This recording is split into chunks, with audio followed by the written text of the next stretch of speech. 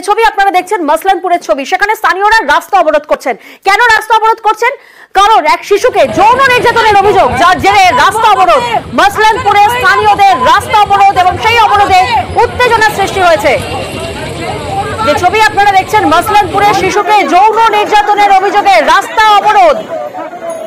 প্রতিনিধি জিয়াউল এই মুহূর্তে আমাদের সঙ্গে রয়েছেন। জিয়াউল, সে কি অভিযোগ, কার বিরুদ্ধে এই অভিযোগ?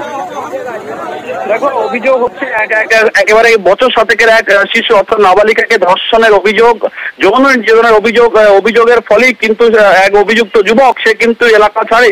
তারপরে এলাকার মানুষ এ নিয়ে সোচ্চার হয়, কেন অভিযুক্তকে গ্রেপ্তার করা হবে না। এ নিয়ে একেবারে মসলন্দপুরের বসিরহাট মসলন্দপুর যে রোড রয়েছে, সেই রোডে একেবারে চেয়ার বেঞ্চ পেতে তারা অবরোধ শুরু করে। অভিযুক্তকে গ্রেপ্তার করতে হবে। তারপরে পুলিশ ঘটনাস্থলে গিয়ে অবরোধ তুলতে গেলে পুলিশের সঙ্গে রীতিমতো বচসা হয়, কেন এই নির্যাতিতাকে নির্যাতন করা হয়েছে, শিশুকে নির্যাতন করা হয়েছে। পুলিশকে বারংবার বলা হয়েছে, কিন্তু পুলিশ তাকে আড়াল করার চেষ্টা করছে।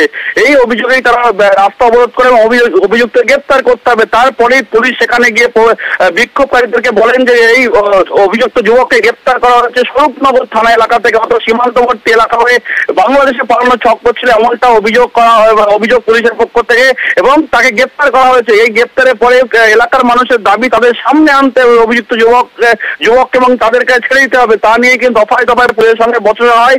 ইতিমধ্যে এখনো পর্যন্ত প্রায় 40 মিনিট ধরে রাস্তা অবরোধ করে রেখেছে। অভিযুক্ত যুবককে তারা ছেড়ে দিতে হবে, এই দাবিতেই তারা অবরোধ করে রেখেছে। এখনো পর্যন্ত এলাকায় যথেষ্ট উত্তেজনা রয়েছে।